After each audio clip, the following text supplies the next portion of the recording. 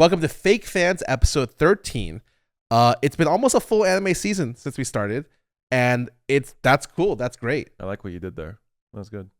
Full anime season. Yeah. We talk about anime. Yeah, Good. and manga. What's a full manga season? What's a normal? It's like 20, 30? I don't know. I mean, if you ask Oda, it's 300 for fucking Wano, right? So, like, it really depends on who you fucking ask, I guess. I would say that most arcs are like 30 to 50 chapters. Oh. Right? Yeah, that does feel about right. Like between 30 to 50. Anyways, welcome back to me in particular. This guy's been in the States the entire time, but Yep. I've been on vacation. Traveled about 16 days. Went to San Francisco for OffKai, a VTuber convention. Went to Taiwan for fun. And then Shanghai for fun. And then VCT. So I've been out of the country for a long, long time. Did you miss me? No, fuck you. First of all, I'm incredibly jealous. No, seriously, I'm okay. We invited this guy. The amount of times that I laid in bed and I'm seeing the most incredible fucking Instagram stories of just like cool food, good looking food, cool locations. You guys are definitely upping your like photo game. I don't know what it is, but everyone is looking like they're having a really good fucking time. It's all fake too. We're having a terrible time in some of those places. But you know what? People are like, I'll fit check, and then they go take the pic. How's the weather? Taiwan was the most miserable like 3 days I've had in an Asian country. Because I was there for 2.5 days. Okay. And 2 days was raining. And I'm just like, bro, like pouring rain. And I'm like, bro, like the night activities are like night market and maybe like going out to drink and stuff. Like, and I can't do that because it's just mad pouring, just like all the way down. That sucks. When I went to Taiwan, the weather was overall pretty good, so we were able to do all the things that you wanted to do. Dude, I also think I just prepared kind of poorly for that, but I'll get back to that. Maybe I'll go like sequentially. Mm-hmm. But like, what have you been doing in the times that we've been off? I was off Galavanting, which we invited you. By I know. The way. So okay, for what it's worth, I would like to clear up. There's a reason why I didn't go. He loves his girlfriend. I love my girlfriend a lot. I love my girlfriend. Yes. Also, OTV refused to pay for my expenses for some That's reason. weird because we didn't get paid for our expenses either. Like they didn't offer to pay for my flights or my hotels, and I'm just like, bro, like what are we doing here, man? Like, well, like, do you even care about me? Dude, you think? Yeah, it's crazy. I was in economy, you know. Okay. Yeah, everyone else was in business, and I'm just but like, I would be a guest, so and guests, you know. Oh, that's where you're first class. I'm first class for sure. I've never in my life flown first class. I feel like the leap from business to first class is literally like even domestic. I don't think there is a first class or business. They just call it business first class. Like there's no like jump because like first class for some of these international planes are like you get like a private bed and shower times. Oh yeah. Like first class is like you're spending $20K, $11 to $20K for your first class ticket. So it's a little bit different. I think now. Okay, not to sound fucking spoiled, but I think now at minimum I need to fly economy plus because I just need the leg room. I just need the fucking leg room. For me, I always fly economy plus because I'm just a big ass dude. Last time I flew in economy, I shit you not, I was like this, and then I like was like this a little bit, like moving side to side. I hit, like I started using too much of the armrest room, and the person next to me started complaining. She's like, "Excuse me," I'm like, "I'm so sorry, ma'am." And then the entire time, she's like kind of pissed off at me, and then eventually, 2 hours into the flight, she calls the flight attendant, and she's like, "Can I move?" And she just moved. And she just left. And I felt so bad. I was like, wow, I was so insufferable as like a flight like buddy neighbor that like she just leaves me. And ever since then, I'm like, you know what? I'm going to economy plus. Wait, I kind of like I feel like she was kind of I don't know. Yeah, maybe she was a little unless you're like rumbling around in your seat. I feel like maybe she was being a little over dramatic. Well, yeah, maybe she's a little bitchy about it. But also like, were you middle seat or side or like on the side? I think I was middle seat, and she was like the far end. But there was no one to the right of me. So it was just like, or no, there was someone. So like, but she was just kind of. Was the other person not complaining? Well, yeah, because I think it's kind of lean to the left kind of deal. I see. But yeah, so that's the last time I flew like straight economy. I just do economy plus and up. I mean, I personally think that if you're middle seat, you get to have both armrests. Oh, that's my opinion. Like, I don't know if that's a hot take. I think if you're middle seat in a plane, you get both armrests because if you're like the lane, the aisle side, you got your right armrest, and you got more space on your right, and you also have easy access to like go to the bathroom. You know, your window side, you know, you also get that kind of nice little wall that you rest your head on and shit, and you don't have anyone to your left. So like, I think that middle seat is the worst seat, and you by default should be able to have access to both armrests. That's just my take. I honestly, not even that hot of a take. I kind of like that. Yeah, I mean, so I think honestly, fuck her. Whatever, you were fine. Probably. I've had a couple of instances where it feels so, like I feel like I'm just taking up too much space. And I'm like, all right, you know what? I can't do this anymore. So like I fly business or premium economy a lot. Like I flew premium economy going to Taiwan. Yeah, I don't know. Sometimes like when I'm in regular economy, the seats are so small that when the person reclines in front of me, like my legs are just crushed. Like I just cannot. Like it's miserable. My knees are digging into the back of their chair, and I swear to God, I get those angry glances as if I'm doing it on purpose. It's like, bitch, I'm just like a tall person, so I can't do this. So I need the extra leg room. It's fucking miserable. Yep, it is definitely something where it's like, I have some money, I might as well spend it on comfortable flights. Yeah, Mm-hmm. yeah. But I do recognize that business flights are like, oh man, that shit is just insanely expensive a lot of the time. I like starts at like $5K, right? I took a business flight back. I took an economy flight there. I think my economy flight cost, I want to say it was a little bit under 1,000. Okay. Oh wait, that's pretty cheap. For premium economy, a little bit under 1,000, and then Okay. I want to say business was about 3 to 4K.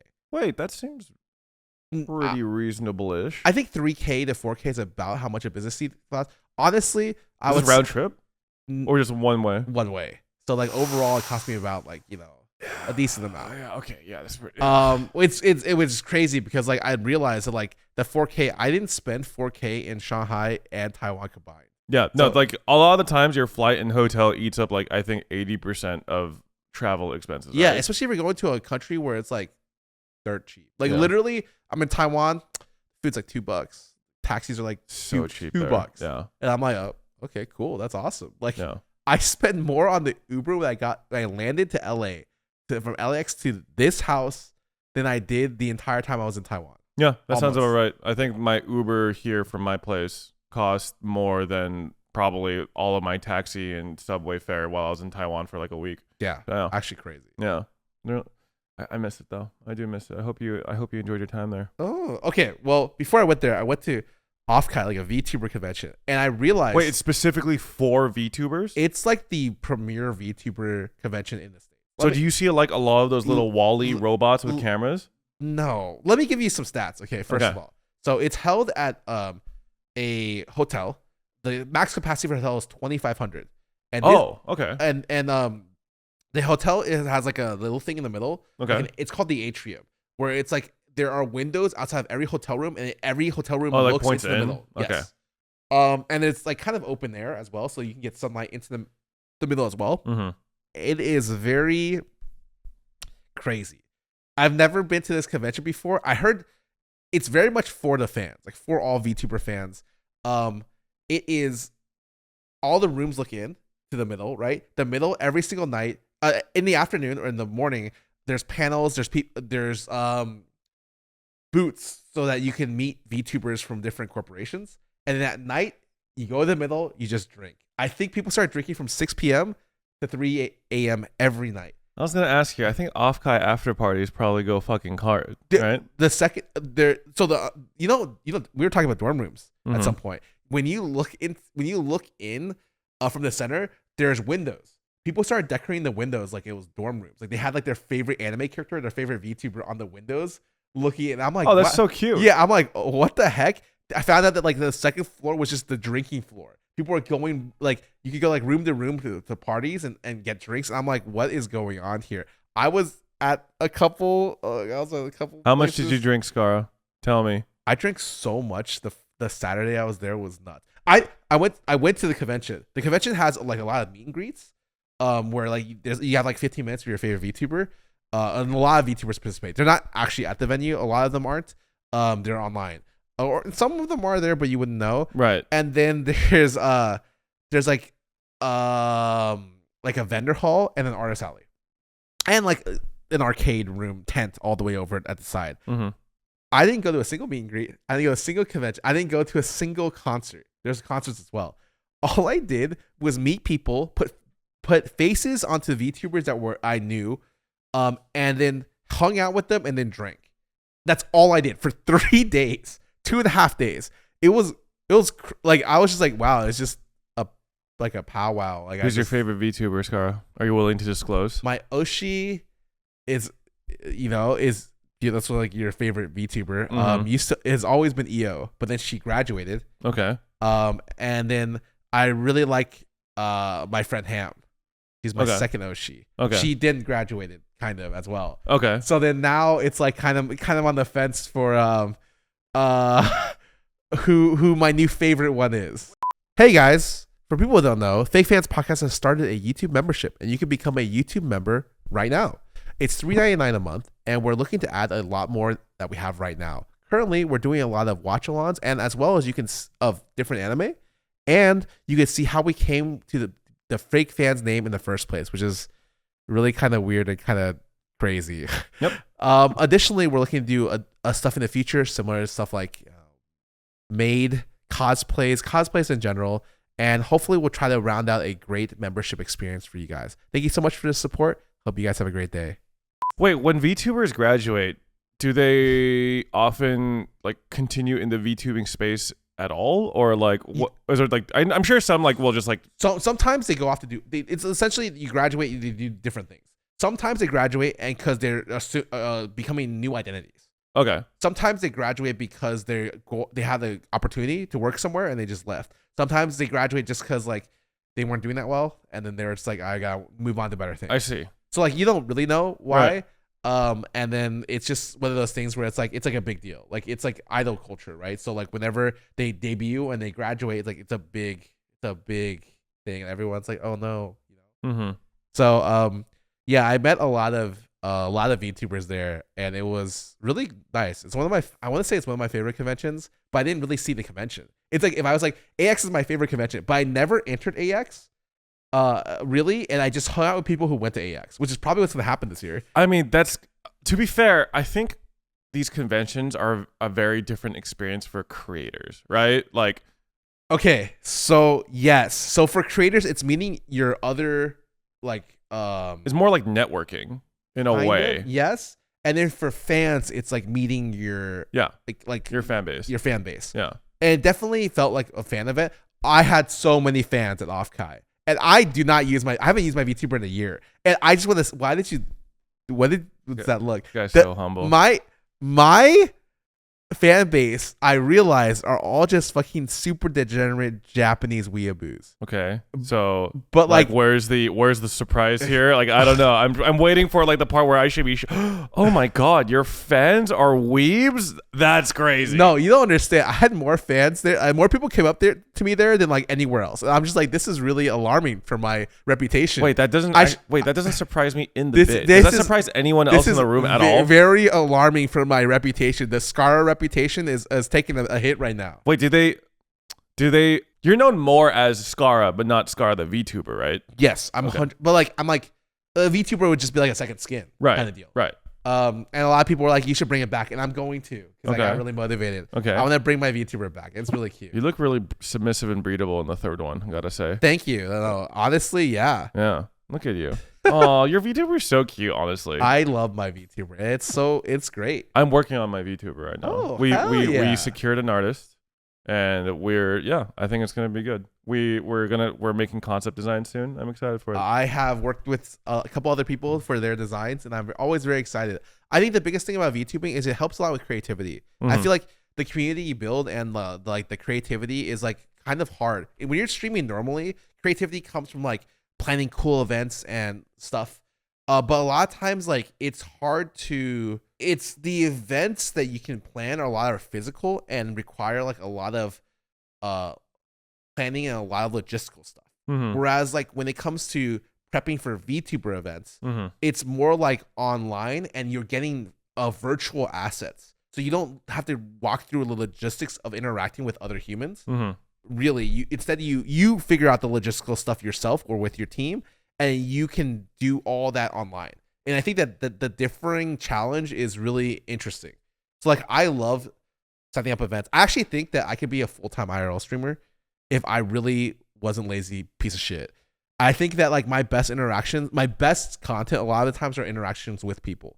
Yeah, I agree with that. And so like it's like It just takes energy though. yeah, it takes tiring. It's tiring and the logistics stuff sucks ass. Whereas VTubing, I feel like I can interact with new people while also being able to without the tiring logistical aspect of it.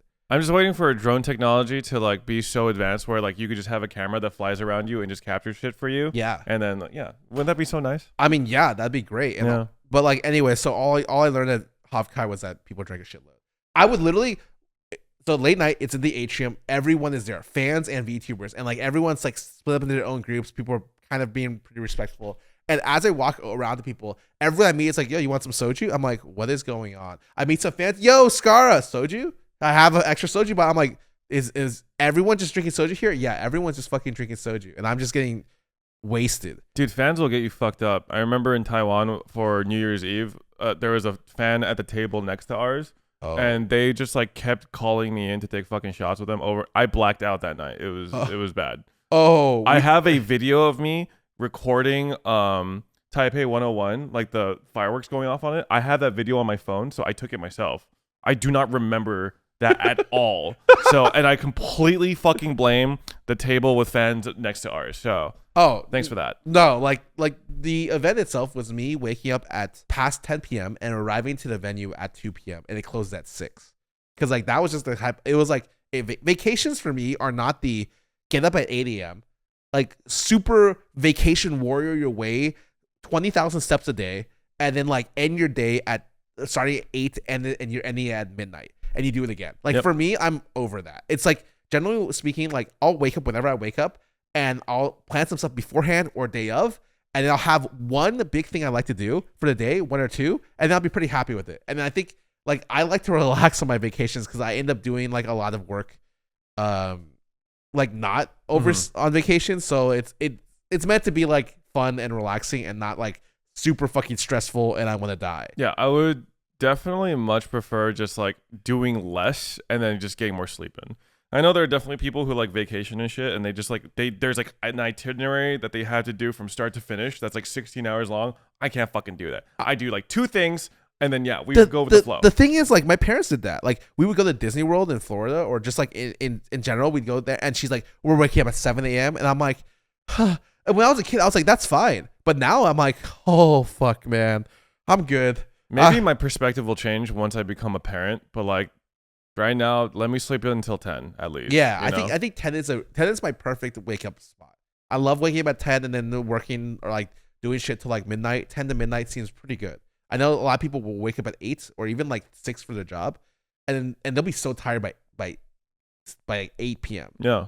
They're like just fucking exhausted, right? Like miserable. So I don't know. So like, because one of the best things about what we do is that we can kind of choose the time slots, but we have to be a little bit careful that we don't slack too much. Being able to like kind of be your own worker, you know. Yeah, be your own boss. Yeah, but Shanghai though. Or wait, did we skip? So OffKai was first. Yeah. Then we went to Taiwan. Okay. I'm gonna do a hot take. This is my actual hot take. Okay. I don't like Taiwanese food that much. Let me explain this take because this is something that I never would have expected. I love Taiwanese food. Oh, I love like the Taiwanese food I eat in the States. The problem with Taiwanese food for me, I realize when I'm in Taiwan is that a lot of it is sweet and a lot of it is fried. And I had too many of sweet and fried things consecutively in Taiwan, and I wasn't able to find enough savory to counteract it. You didn't have like the beef noodle soup? I did. I had 3 of them actually. Okay. But in terms of like a lot of the savory, I had pork chop as well. But like a lot of the sweet foods, like I really don't like that much. I realized that like I'm just not a sweets guy. So I think Taiwan, a lot of their great stuff is sweets. I think they do sweets really well. Some of the fried stuff really well. I wasn't able to find too many savory things. And I know they have them. You want more variation, basically. Yes, I feel like Taiwan when I was there, it didn't feel like there was a lot of fusion in the culture in America. Wait, what about Taiwanese breakfast? It's also sweet because they do Taiwanese breakfast is a sweet soy milk, and then they have youtiao, the Chinese donut, and then they have like radish cake, and then they have the rice rolled youtiao as well, and so like a lot of it is like kind of sweet. Okay. I feel like it's not as much kanji as it is in China. So like breakfast in China is more like kanji plus stuff in it, like shredded pork, all that stuff. And I much prefer more that. And I know that does exist in Taiwan as well. I think the places I went to had a lot more sweet options, which made it not as appealing to me.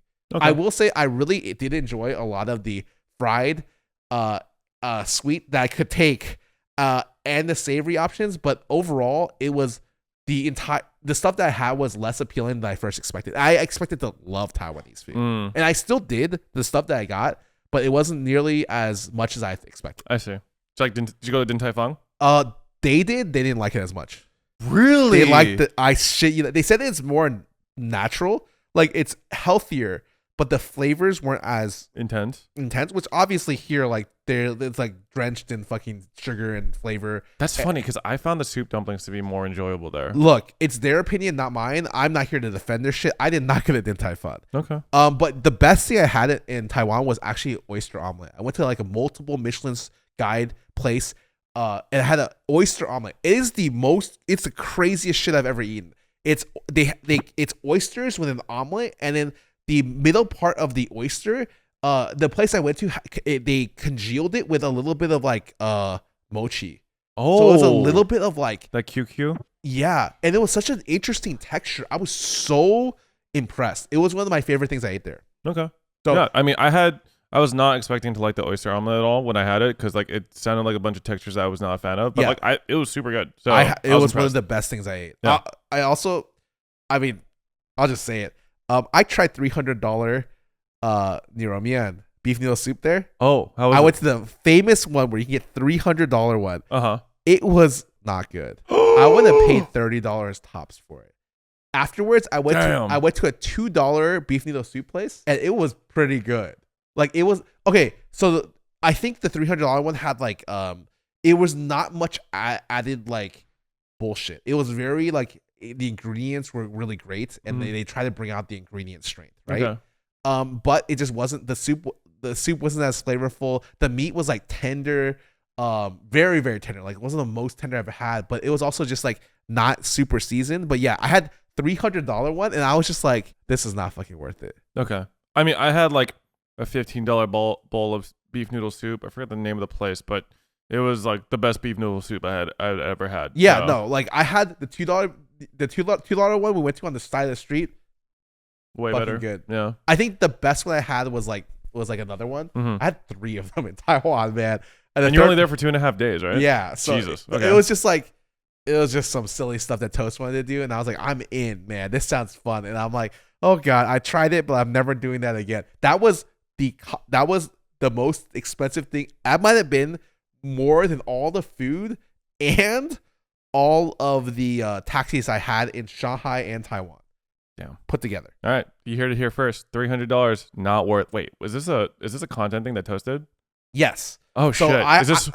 When is this gonna come out? I don't know. I talked to him about it. My vlog comes out of this soon. It'll probably be out before this video is out. Okay, perfect. But okay. And no spoilers. And then his thing comes out later. I even asked him, like, do you want me to wait? He's like, nah, just put your shit out.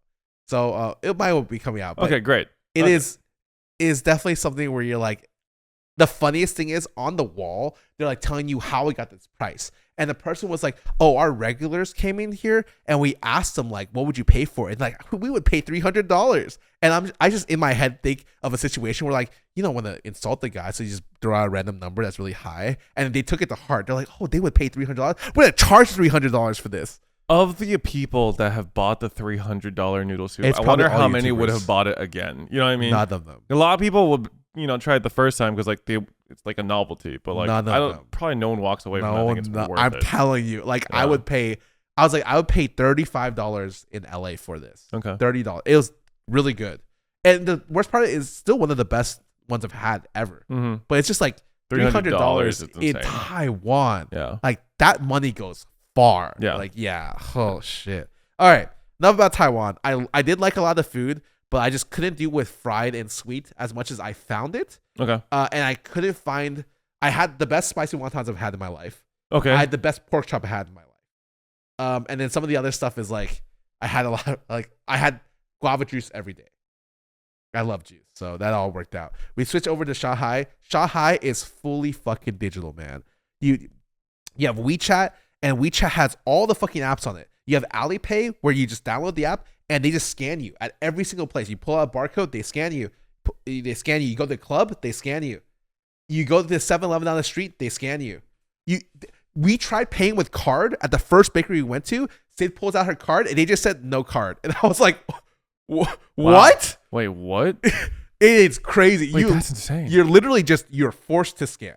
But the Alipay, the app, also has your Uber on it, Didi. So, and the Ubers there as cheap as Taiwan, $2.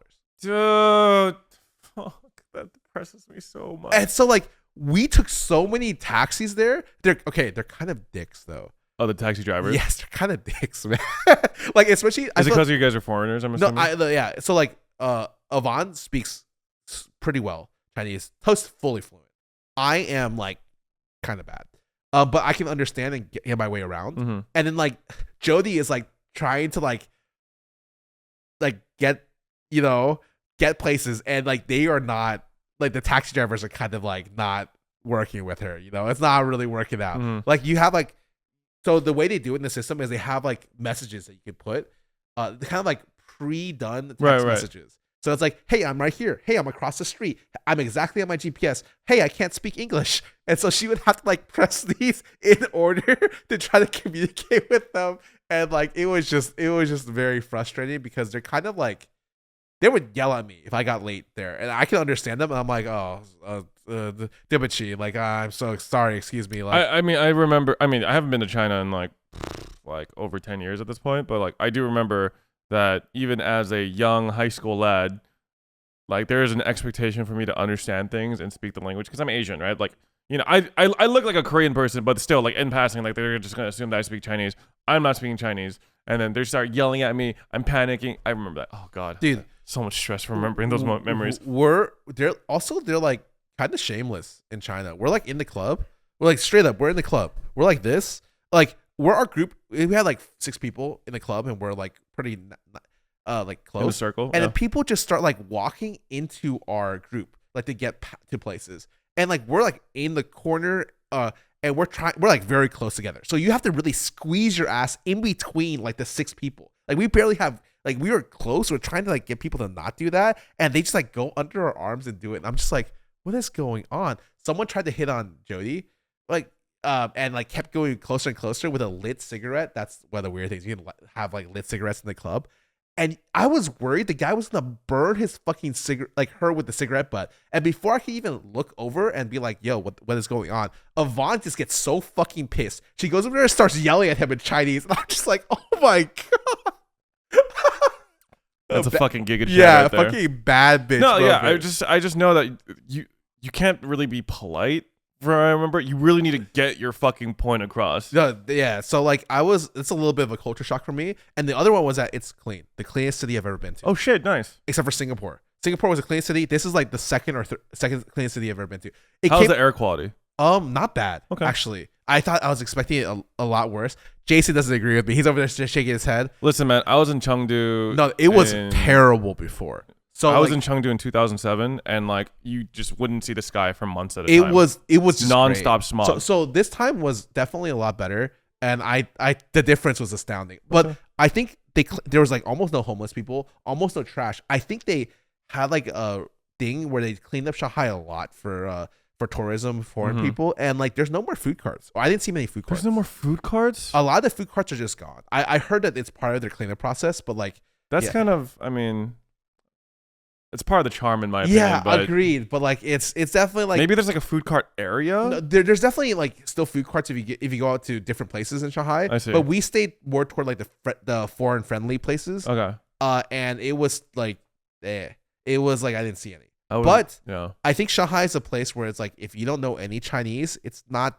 that great. Like it's fun, but if you know a little bit of Chinese, it's a great fucking city. Okay, great. Like I felt really good about the city, and I know that the rest of my household liked the city, but I just feel like you just need a little bit of Chinese. So like it goes so far. But in Japan, you don't really need it. Like Japan, I like hardly needed to Tokyo, know Japanese. It's whatever. But in Shanghai, like people expect you to speak the language.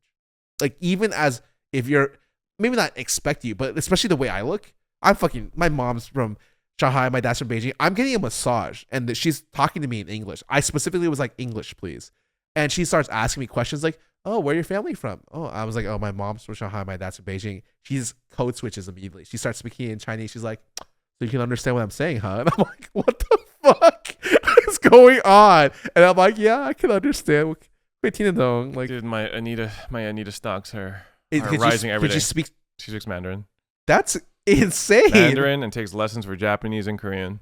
All I need to learn is English, baby. It's no way that she is more Korean than you. And that's She is. I mean, every day in the living room, I hear some sort of Korean drama, variety show. What, is she excited that Jin is back from BTS? Yes, she is excited that Jin is back from BTS. She is excited, but she also funny. But she's the thing she's engaged with most right now is a variety, like a idol survival show called Island.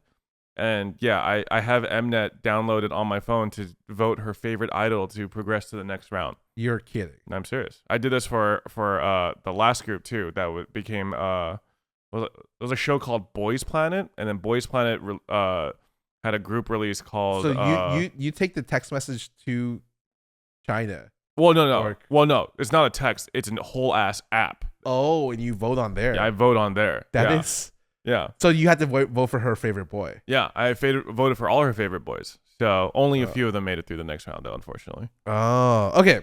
Well, the last day I did in Shanghai was that I went out and I was like, you know what? I should get some stuff for Peter. And of course. Okay. Of course. Oh, shit. Are these blind boxes? Oh, my God.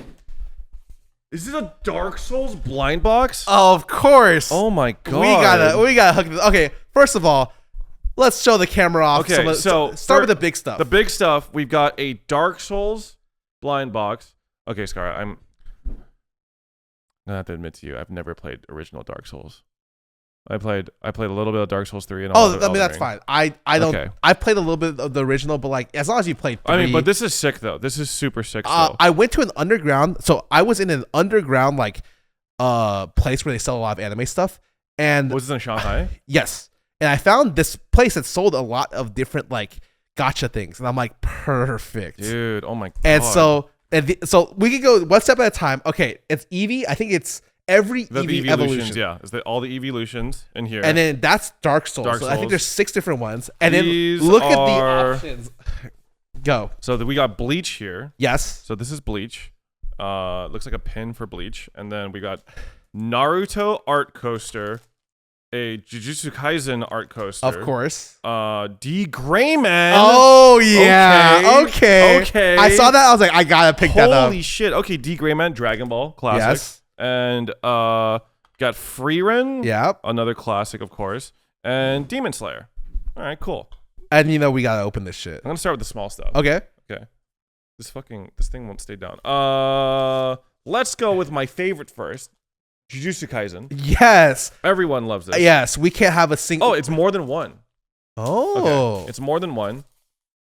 Okay, I'm gonna be honest. I don't even remember who this character is. Do you know who this is? Isn't that? I literally don't remember this character at all. Is that not the person in the movie? Jujutsu Zero? Wait, is that him? I don't think that's him. Wait, I actually don't think he's this just is him. Smiling. The sword guy, right? Yeah. It's not Yuta, right? I don't think this is Yuta. Oh, it is Yuta. Wait, it is? Hold on. We're pulling up a character list so we can see it. No, it's not Kento. That doesn't look like anyone I recognize. It's sure that's not Yuta. I don't think this is Yuta. He doesn't. It's like the hair is different. Wait, I think you just passed him, right? Oh wait, no, I don't know. It would probably be easier to just look up Yuta at this point, and you're good. YUTA, and then that guy. Wow. I don't think this is him. That looks nothing like him, bro. Okay, you're right. That looks nothing like him. I have no idea who the fuck this is. All right, next person. Is this the person from Shibuya arc? This is Yuta. You're right. This is Yuta. Oh. Dude, this microphone is fucked. Okay. Next one is this is Yuji with fucking Satoru. No, wait, what? Wait. No, it's with the fucking what? Oh man. the fact that I can't remember names is starting to really eat my ass right here. I mean, we're both forgetting his name right now. Yes. Keep going. We're gonna make this. Oh, it's this guy. I forgot his name. I think he's like a one and done villain. He's a one and done villain? I'm pretty sure. Or he only showed up once. I don't remember him. I don't remember him either. And then we have dude, who the fuck are these people? Like what the fuck? Wait, so we got Sukuna. Oh yeah, Sukuna. we got Sukuna. The fact that I forgot Sukuna's name is crazy. And we got Yuta. We didn't get Gojo. We did not get Gojo. That is unfortunate. All right. All right, I'll do Dragon Ball next. Okay. This is really gonna test our knowledge of names. This is so bad for us. That, right? Okay, I mean, for those, I only recognize like two of the characters. This is probably Dragon Ball original or Z? Might be original. This is original Dragon Ball, I think. Okay, so we're getting I don't even know what. Oh, yeah, this is just Goku. This is young Goku. Wait, that's awesome. This is awesome. You pulled. I think it's like a stand. Oh, it is. You pulled the best one. It's acrylic stand Goku. Okay. Is Goku your favorite character in Dragon Ball? I think mine is still Trunks. Future Trunks is sick. Yeah. I want to say it might be. Yeah. I like Brawly. Brawly's pretty good. Brawly's sick. Brawly's pretty good. He's a villain, right? I mean, yes, but like he turns like kind of good, kind of. Oh, we got Toshiro for Bleach. I like Toshiro. Let me go look at that. He's the ice guy. Yeah. Okay. That's cool. Pretty good. Yeah. I was hoping for Aizen, but okay. I mean, everyone hopes for Aizen. Aizen's just sick. I mean, is it weird that Ichigo might be my favorite character from Bleach, though? No, I think that's okay. They make him so cool. My favorite character is definitely Aizen. All right, Demon Slayer. Oh, who are you looking for this? Who do you hope for? I want Tengen. I want Tengen too, actually. I think Tengen or Rengoku. Are we the same person? Yeah, kind of. For me, it's Tengen or Rengoku. I don't want any of the demons. I got Tanjiro. Well, I mean, the main character is okay. Yeah. Whatever, dude. Wait, you're not excited. Whatever, dude. All right, Naruto art coaster. Can I remember any of the names from Naruto? Probably not. I'm looking for Rock Lee. Rock Lee would be sick. He's definitely the best. We've got Hinata. Oh, it's that group. It's her team. Oh. It's the bug guy. It's the dog guy. Okay, you call him the dog guy? Is it Kiba? Yeah. All right. Dude, I'm telling you, man. His okay, you don't understand because Jason doesn't understand. The dog guy, his special power is that his dog turns red. Red and strong. It's literally like Clifford the Big Red But Dog. then he also turns into like a dog. Yeah. It's so funny, actually. Yeah. Kiba. Gaara is sick. We got Gaara. Gaara's pretty cool.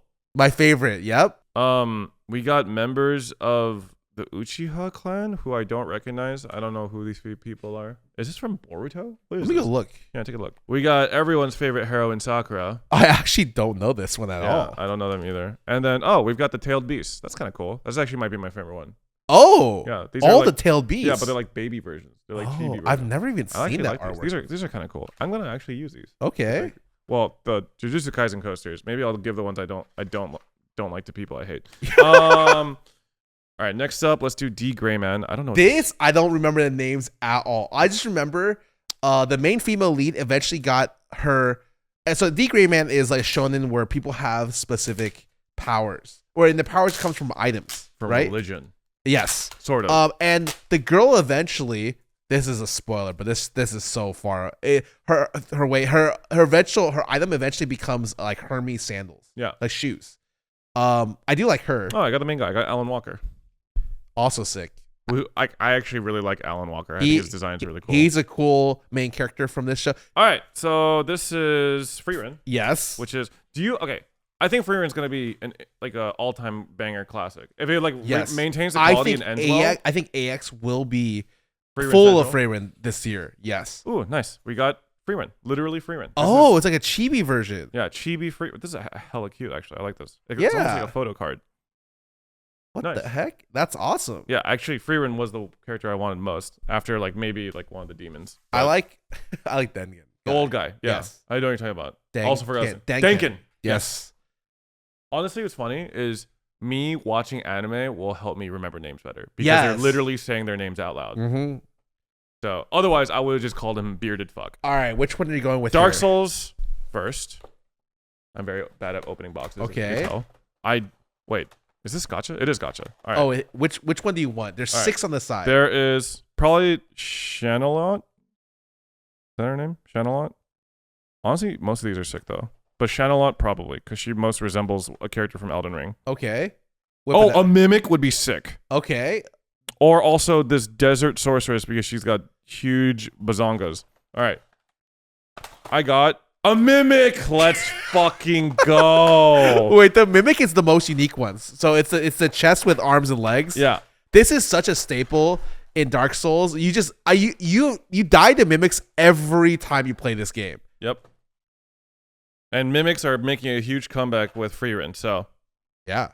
Fucking take it. Oh yeah. Wait, this is sick. Look at that. Look how horrible and freaky that thing is. Nice. Favorite. Okay. And what's your favorite Eevee evolution? Ooh, I like Leafeon and Glaceon a lot. I'm gonna be honest. I like Umbreon. Basic ass bitch. I'm just kidding. What? Yeah, Leafeon. Yeah, and I Glaceon. am basic. Of the originals, I think I like Jolteon the most. Okay. And Vaporeon is forever cursed. You know this. Yeah, I know this. Do not mention that you like Vaporeon. I hope you like Vaporeon. Do you know why? Don't worry about There's it. a copy pasta. No, don't worry about it. Don't worry about it. Oh, we got original Eevee. Honestly, not bad.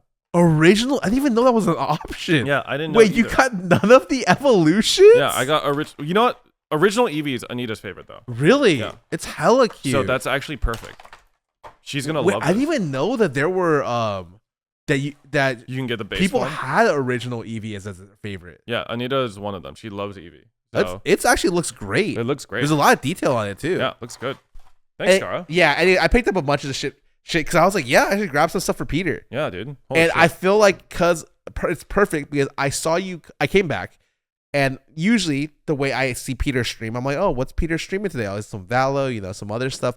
Recently, you've been streaming a lot of gacha. I've been streaming specifically Honkai Star Rail a lot. Yeah. I did a year's worth of content in about a week and a half.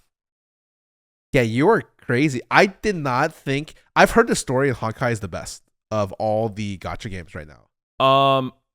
Yes. I played gacha games for like 20 years. Yeah. And this is the first time that I've actually cared about the story. I think starting with Genshin, that I started to realize that characters cannot just solely carry gacha. The story has to be somewhat good. Yeah. And I think that they've done a great job at making people very invested in the story. Yeah. Honkai Star Rail like branches off from Honkai Third Impact, which is like their other previous gacha game, which I never played. But even having like never played Third Impact, I'm really liking the story of Honkai Star Rail. It is sometimes a little bit indecipherable because like it's like gods are like concepts essentially. Okay. There's like destruction, abundance, Okay. elation, basically. And then you have like the followers who like follow their path, like the path of destruction, the path of elation, so on and so forth. And there are times where like, so Honkai Star Rail has a lot of like referring to the same character as 4 different titles. So that could sometimes be like a little like, who is this again? It's like, no, Peter, remember, like this person is the arbiter of this, the emanator of this. Right. It's like when in the comics when you start talking about Superman, like you can't just call Superman nonstop. He's this Man of Steel, the Man of Steel, son of Krypton, son of Krypton, son of Krypton. Like this is all kinds of names for Superman. Kal-El. It's just like. So yeah, going into Honkai, going through a year's worth of content in a week, it was a lot. I streamed basically like 50 hours of Honkai in a week. You're crazy. Like my most recent stream, or my second to most recent stream, the last stream to catch up to the update which dropped yesterday, 2.3, I did a 20-hour stream. So yeah, it was a lot, and it was tough because I'm not really a cutscene guy. It was mostly cutscene. Oh, so you just sit through cutscene after cutscene. Yes. But the story is interesting enough where like I'm still maintaining being engaged for the most part. I mean that's really good. So, as long as you like it. Like I heard Nikkei rebalance the game and their story's really good as well. Well, that's really interesting. Listen, so fucking I don't know how the fuck gacha streamers are able to play like 5 or 6 different gachas at a time. It's their full-time job. I know, but at the same time it's like I've been mostly streaming gacha like 90% lately, and like splitting my attention between different gacha games is so difficult. I think maybe it's because it's just me. Because even like with like K-pop, for example, I only care about Stray Kids. Anita, full sent, made me only care about Stray Kids. But then when she's like, you should try out ZB1, Zero Base One, this other group. I'm like, no, I feel like I'm cheating on Stray Kids now. I can't. Like, I can't. Doesn't Anita like every group? She likes every group, but her two favorite groups are Stray Kids and Zero Base One. Oh. Yeah. So she doesn't like NCT? The thing is, there is no group she dislikes. It's more about like which group she likes the most. That's, you know what? That's I like that. So, okay. Yeah. I have been playing a lot of fucking Honkai Star Rail, but also I have a budget for it now. I'm no longer the king of gacha. I have a budget. I'm not going crazy. Saikuno was trying to convince me to fucking E6, which is like maxing out like a character. And on average, maxing out a character is like $1,500. If you're super unlucky, it's like $2,000. If you're really lucky, it's like wow, it's like that's a lot. Okay. It is a lot. And these character patches drop like every 2-ish weeks, I think. I think the biggest thing about gacha games is before gacha games would have the event every like 3 months. And the story would progress with the event every 3 months. Mm-hmm. Genshin, like I think, changed the game. Is from what I understand. I'm not big following Genshin, but I think Genshin ended up blowing up in popularity. There's a period of time where there wasn't that much content, and then they started doing content patches nonstop. So like the I know owner of Genshin and Mohio just ended up investing the money back into the game, and all it seems like all the gacha games now are getting nonstop updates, and it's just like like maybe not overwhelming, but like it's such a high amount of updates that like you can keep people invested into the game for a very long period of time. Yeah, so like people will just play that one or two gacha games. Like you're just fucking like full sent into the Hoyoverse essentially. Yeah. Like you play 2 games, you play Genshin Impact, you play Honkai, and those are the only games you play. I think collectively they made like 100 million last month. Like just yeah, I mean I fucking like literally the amount of money these games make is so crazy. But I do really love that they invest back into themselves. Like if you see their trailers, dude, the character trailers, the animated trailers are fucking insane. They're crazy. They are legit. Like they put up full anime like segments for them. Yeah, I watched so the most recent character that dropped yesterday, her name is Firefly. I've heard a lot about her. There was a lot of hype for Firefly. She had like she had like a character trailer, like a ability breakdown. She had an animated short. Like she had so much shit for it. It was insane, and like the quality is like top tier. No, I'm looking at the animation quality, and the thing about this is a Chinese company. I think when it comes to Chinese animation, I think this is a Chinese company who did the animation. It's probably in house, right? Their Chinese animation is top tier. It's fucking good. Like they are like they are really like hitting the peak. It's just like I feel like the stories that they're based off of are not. They don't give it justice a lot of times because it's based off of like I think a lot of Chinese web novels that don't have great stories. Yeah, but I think Honkai's story is actually like very good. Yes. So like you know what you felt was like kind of lacking in a lot of these Chinese web novels and stuff. Like I think they have like the best of both. I mean I'm obviously biased, but like I think they have best of both worlds now. The story is good and the way they portray it is really fucking good too. Yeah. I just think that sometimes like. I kind of wish there was a better balance between gameplay and story because a lot of the most recent patch did feel like it's all story. It was all story. It was all story that was concluded in a boss battle. I think 2.0 was like story and gameplay. Yes. If I remember correctly, I have a lot of Honkai lovers in my chat, so I know too much about this game for no fucking reason. For someone who doesn't play Honkai, I literally do not play gacha games, but I know enough about it. And so I think that it's for Genshin, like a lot of it was content updates as well, which were also story. I think having both is like something that's very difficult, but you need a lot of money. Yeah, and luckily for them, have a lot of fucking money. They have a disgusting amount, like shovelfuls. They just fucking burn that shit. It's so good for them, and I think that like the way that the system works is like, okay, Genshin dropped, make boatloads of money, reinvest it back into them, and the other games are making. Honkai dropped, same company, they make like tens of millions of dollars every month. Reinvested back into that. It's doing really well. Their third game is coming out next month. Yeah, ZZZ. Zone Zero. I will also be playing that. But then also, it's fucking releasing during Anime Expo weekend, which is like, brother. And it's just like, and then I'm sure it's gonna do. And each of them are different types of games, gameplay wise, different stories. Even like I feel like maybe the first two were a little bit. I don't know about similar, but like stylistically, they maybe looked a little bit similar. And then I think Honkai is starting to lean very much into the sci-fi. Like, you see a lot of Gundam stuff, right? Whereas like you look at ZZZ, it's got that Persona fucking vibe. It's smooth. There's a furry in there somewhere. It like, reminds me of like Splatoon, actually. It's kind of like it's like anime Splatoon. It's like urban, and it's kind of got like that kind of like street vibe. I like that they're mixing up their stuff. Now, what this means is that their third game is probably to make another 50 million a month. But like I like that it's just all reinvested back, and they're doing a lot of good things with it. Like, even if I don't play much gacha, I do respect the company a lot. Yeah, I just was not expecting to be so invested in Honkai. I remember when it first released, I played it for like an hour. I dropped like $400 in it. It was really dumb. And then like I was like, yeah, like I don't know if turn-based is for me. Like, I'm kind of over it. And then I watched Shoto. I watched him stream Honkai. There's a new character that came out, Boot Hill. He's a fucking... Is it the Gundam? No, he's a bounty hunter. Oh. He's like a cyborg bounty hunter, and he's fucking cool. He has like a revolver and shit, and like... It's like Cowboy Bebop? Like, no, he's more like he looks like a cowboy, like like an outlaw cowboy. So his design was super cool. I was like, all right, let me just try it out. I'll check it out. And then I was like, oh shit, it was bad. It was fucking bad. But I've only spent $100, $125 since I came back. And that's great. And dude, it's just been fun. Like, I finally think that I've cured my gacha I don't want to say anything. disease. Like, I don't feel the need to max out every character, every banner that comes out. Like, I have an E0. I have a base Boot Hill. Yeah, and I'm happy with that. I think that the game, like, they make this gameplay wildly, like, for everyone.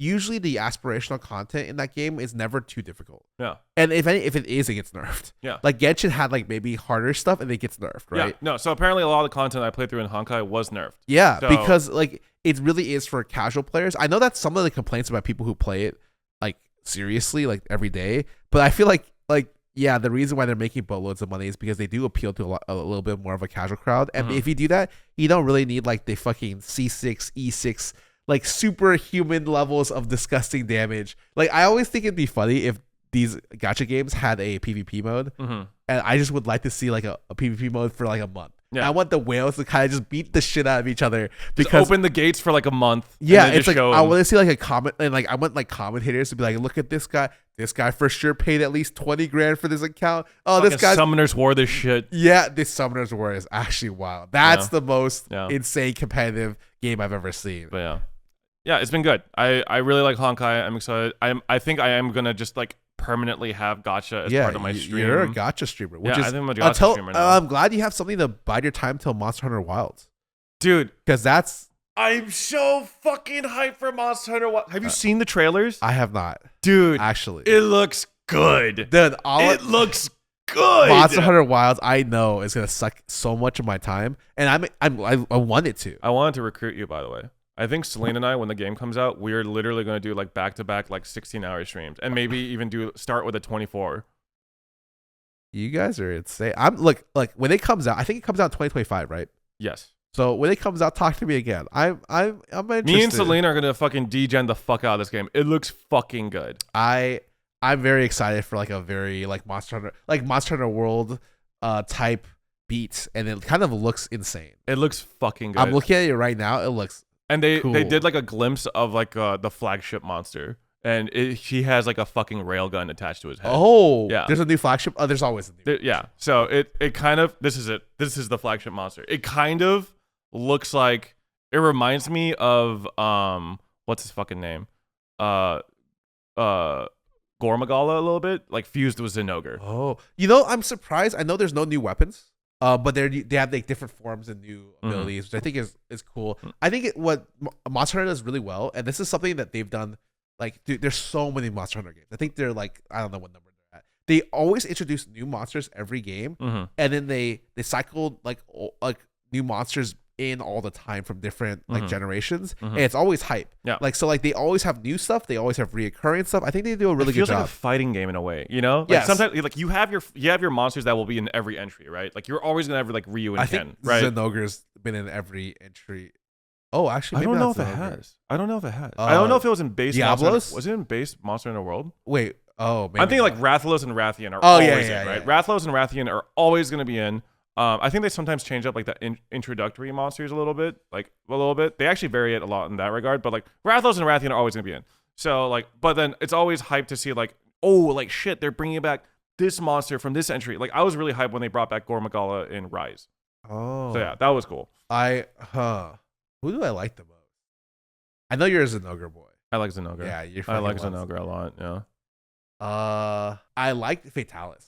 Fatalis is sick. He is sick, but I also fuck Fatalis. Yeah, the fact that we spent so long trying to beat Fatalis' first phase, and I'm like, I am so sorry. Fatalis is sick, but also fuck Fatalis. It's so hard. Like, while you were off doing your gacha stuff, as you can see over here, I was in Shanghai clubs, like doing this. Oh yeah, you're unsing. There was literally a club that we went to that the floors were bouncing.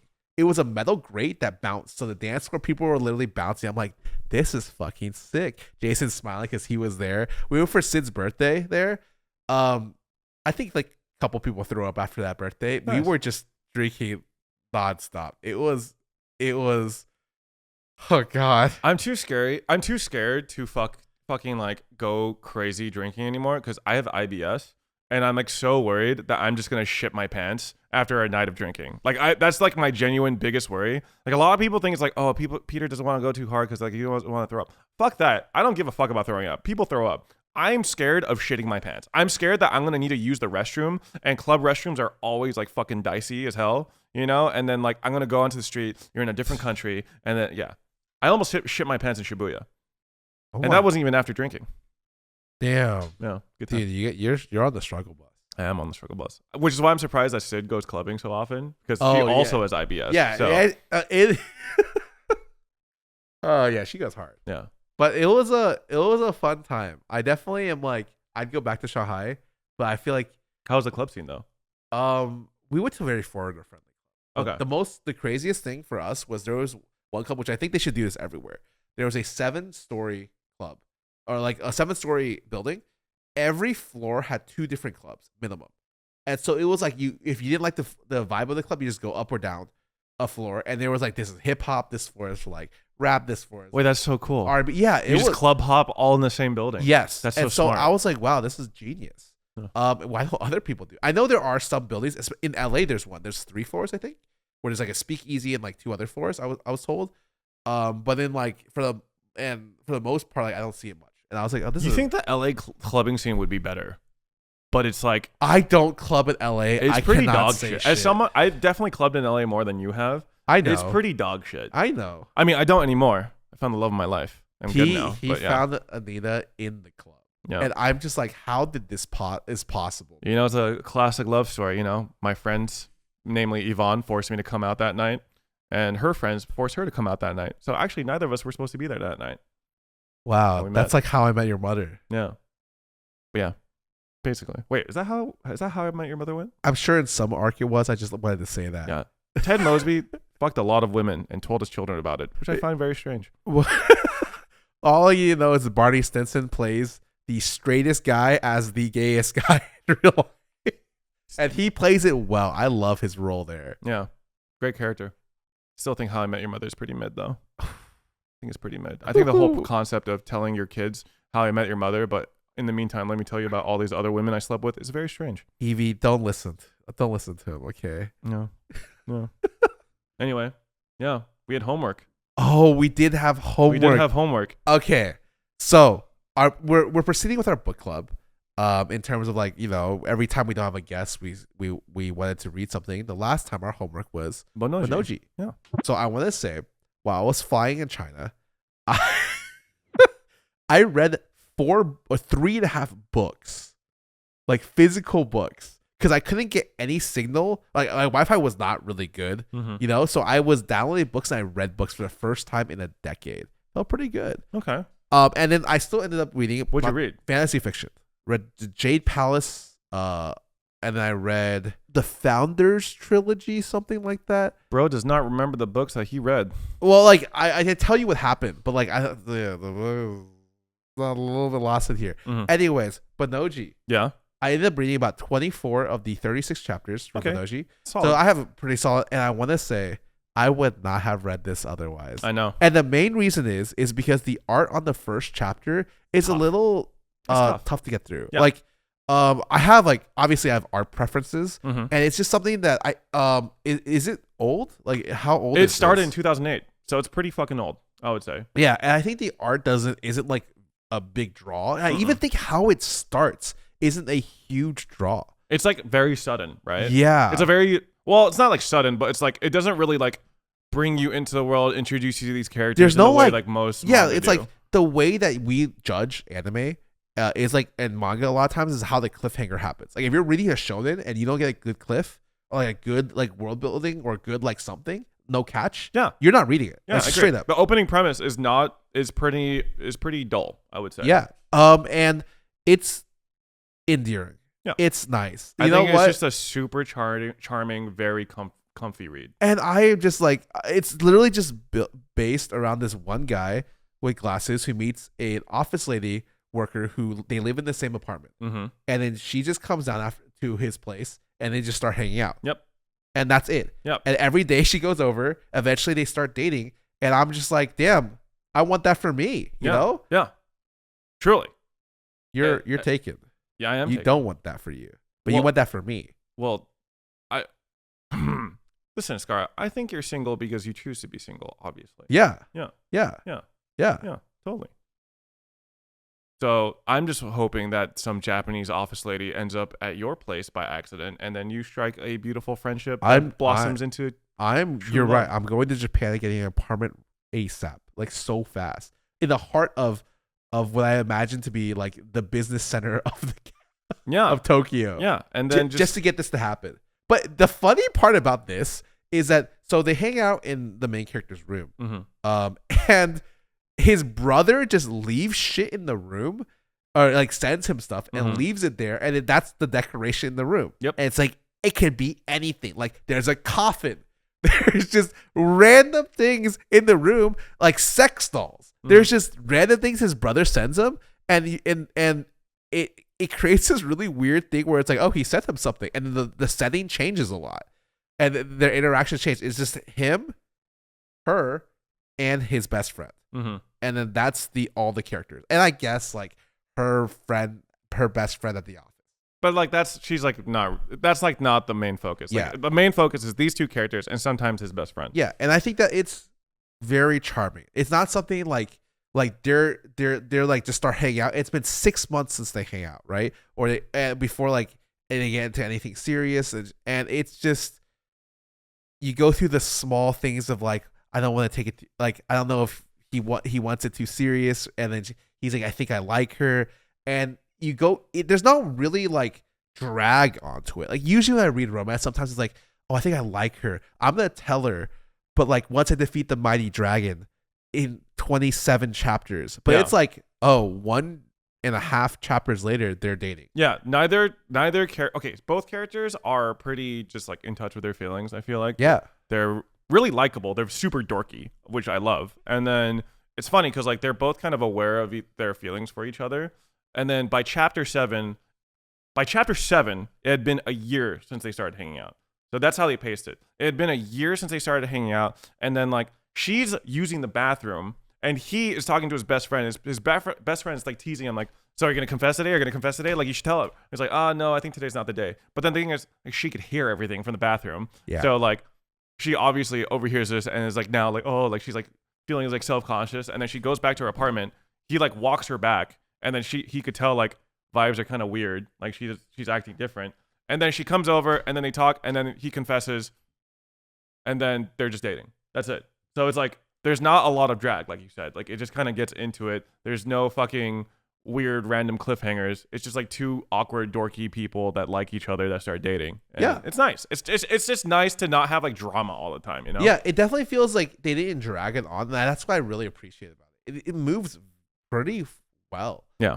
And it's something that I definitely don't find in a lot of the stuff I read. Yeah. Whether it's like well paced or just like as I don't want to say lax to things. It's like slice of life. Yeah, it's like slice of life. There is an overarching story which is like the development of their relationship. Yeah. But like it is still very like, oh, well, this chapter is about, oh, my brother sent me like a bunch of like fucking zombie charms. So it's weird because I feel like when I read stuff like Spy Family, it felt like it wasn't going places quickly, and I dropped that series.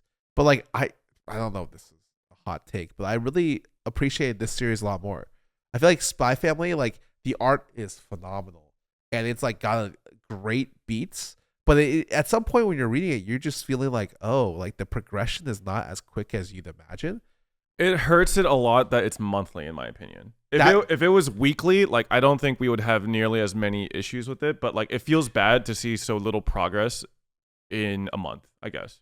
That might be where it is, especially for this was completely finished and I could just binge it. Yeah. Whereas I felt like the development over 20 chapters felt very good. Yeah. Like, I was super happy with everything and I wanted to read more. I think that like I had a really good time. I have like a backlog of kind of like these 30 to 50-ish chapter romance series that are like relatively stress-free. And I love it. I mean, there's last time I read a romance stress-free one was just like one that had no conflict. It was like just one where I'm like, oh, I can't. It's the one where they're both in different schools right next to each other. Oh. And I'm just like, wait, that one's great. I love that one. There's just no conflict. Well, the conflict is like that they just are high school kids. Yeah, but the communication is like the best communication of all time. Yeah, and I'm no, just like, that one's like super feels good. Yeah, super feels good. I can see where you're like, okay, I kind of want something to like cause some like friction, but like this one's just like a bunch of homies will be like, yeah, like this is how it feels. Like, oh man, you should have just told us that's how you feel. Conflict over. That's it. Yeah. But I mean, that one's what was the name again? I know what you're talking about though. Like, where the girl is like really short and sweet. He's like a baker, right? Yes, he's a baker. Yeah. I am gonna go through and see if I can find it. I know what you're talking about though. But like, yeah, Bonnouji, like, I don't know. I really just appreciate kind of these romance mangas that like that wrap themselves up really like neatly, and it's just like it just feels good in a world that feels so bad sometimes. Yeah. Speaking about others, like I think. Like I'm kind of done talking about Bonnouji. I think it's great. Yeah. Do you have anything you want to say before we wrap it up? Oh, not really. No. Like the only series that I've been reading otherwise is that I've been reading Mercenary Enrollment, which is like the manga. I have read so much of that, and I'm caught up now. At some point, I was like, eh. Like I think it's one of those mangas where like at chapter 100, I'm like, I'll come back to it. It's a little repetitive. I will say it's a little repetitive, and things just tend to wrap themselves up really neatly in that. Like there's almost like no situation where like, oh no, like he came out of this like kind of bad. It's kind of like, oh, everything kind of resolves itself every time. Does it give you kind of like an Ellis-Seed feeling? Where like stuff Ellis-Seed, I actually feel like there's more loss in Ellis-Seed. Oh. But like, so that just shows how little like, oh, there's no loss. Yeah. He just kind of like, he comes out of everything on top almost every time. Okay. But I mean, that's not necessarily a bad thing though. I find manhwa to just kind of be that way though. Some of the times I feel like manhwa is like garbage trash I'm ingesting. Yeah. And like in an action format or even in a romance format. And I'm just like, wow, like is this good? And my brain's like, yeah, it's kind of good. And like the only recent one that I've read that we've talked about a lot is Pick Me Up, where I'm like, oh, the pacing is so good, chapter by chapter, I love it. And a lot of other times I'm like, oh, the stakes don't really go anywhere, like the story is not that great, right? And it's just like stuff starts repeating, and you start getting like lost in that cycle of like, you know, whatever the author builds in that weird cycle of arcs, you know. Wait, hold on. It has been so long since our last shoot that did I ever bring up The Greatest Estate Developer? I brought it up a long time ago. Are you reading it now? I finished it. I'm caught up. Oh, hell yeah. It's so hell good. Yeah. Let's talk about this. Good. Okay. It has some of the best faces I have ever seen in a series ever. So The Greatest Estate Developer, this is what I thought was the best comedy manga that I've read. It's just something where it's like, the faces are really great. We have pictures brought up right now, and the faces look so funny. The facial expressions are some of the fucking best. Some of the bad things with Korean manga is the facial. They do like the emote reactions and onto the faces. And I feel like this one, they just do like really great. Like they have their own kind of style. The art is actually like kind of interesting. And the main character's running joke is that he's ugly as fuck.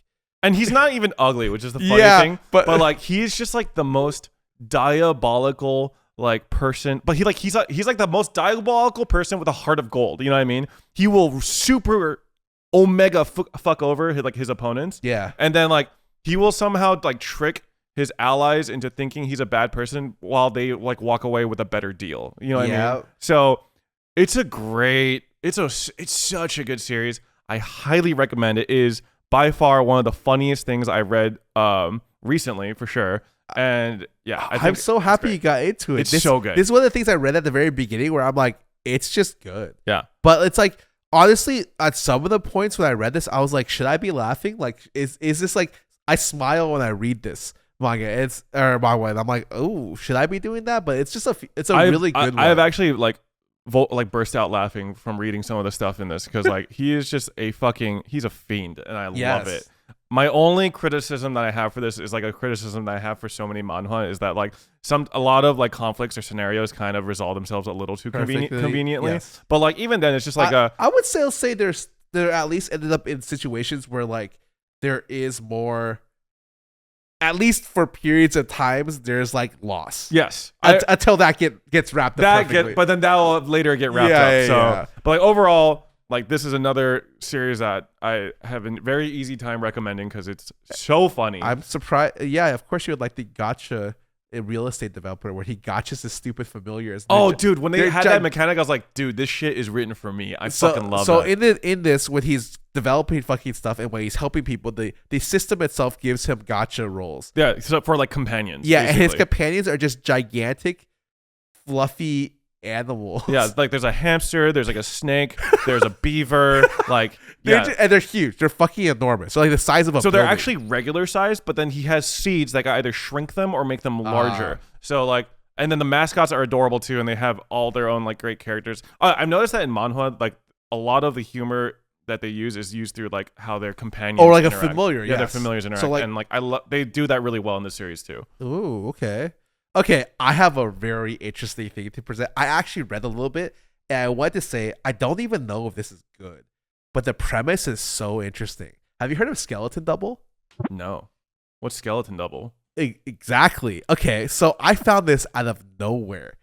Skeleton Double is this manga, and... Is this new? It's got 40 chapters, okay? Or like a decent amount of chapters. You want to book club this one? I've only read 3. I'm down to book club it. I don't know if it's going to be good because at 3, I was like, oh, I don't know where this is going, kind of. But it is a little bit dark. So literally the way that it works is this is the first chapter spoilers, but I'm just going to say how it is. Okay, the main character, the main boy, the way that his dad gets killed by an invisible being. Literally his body gets torn in like a unnatural freakish way by a skeleton. Okay. And an invisible skeleton you cannot see. Okay. And then that was the murder case and no one knows what the fuck happened. Okay. And then years later he finds a skull. And the skull allows like essentially puts him in a world where people are invisible, like kind of invisible beings. And you can use the parts of this guy's skeleton to go and fight other users of, I guess, this power. world. Okay. Yes.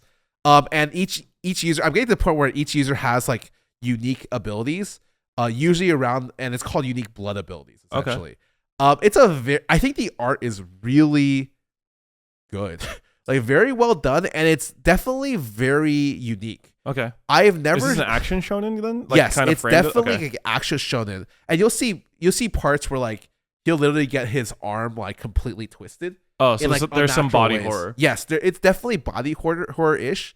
And then they heal in some weird way, which is explained as well. Okay. But I'm not fully in there. I'm only a couple chapters in. I'm down to book club this. I'm down to book club this. Yeah. I do not know if this is going to be good, but it has a decent amount of chapters. I'd be happy to read this garbage with you. It's just so unique. Like literally, did you see right there that picture? That's his dad dying. Like the middle of the street. No one knows what the hell happened. Jesus Christ. Okay. All right, I'll check it out. I mean, it has like 2 million views on the Manga Plus app. So like, you know, is that a high amount or? I have no idea. The first chapter has 200,000 views. Every other chapter after that, it ranges from 50 to 80,000 views. Oh, it's like kind of. It's in like the 30,000 view per chapter range. Ooh, 20,000. Okay. Oh wait, it's finished. Ooh. Yeah, it's done. It's 39 chapters. It's finished. We can go. No, let's do it. Yeah. Okay. I'm gonna assume at 39 chapters it got axed, but I'm down to read it. Oh, you know what? Sometimes we gotta dig through some garbage to get the treasure. You know, that's Yeah. we're really good at doing it here. Speaking of, there is a manga about a bunch of garbage people. We should read that one too. Transitioned that so well. Yeah. What? Yeah. I did not know you were gonna go there. Yeah, but that's another manga. It's like Gachiakuta or something like that. Pretty good. Great art. Oh, I've read that. Yeah. It's a shonen. I Yeah. was surprised. Battle shonen that has to do with people in a garbage world. Yes. Yeah. They fell from heaven into like garbage land, Yeah. essentially. But we'll talk about that next time. Yeah. Anyway, thanks for watching. Make sure to subscribe to YouTube Premium if you want to watch any of our extra content there. And yeah, we'll see you guys next time. Peace.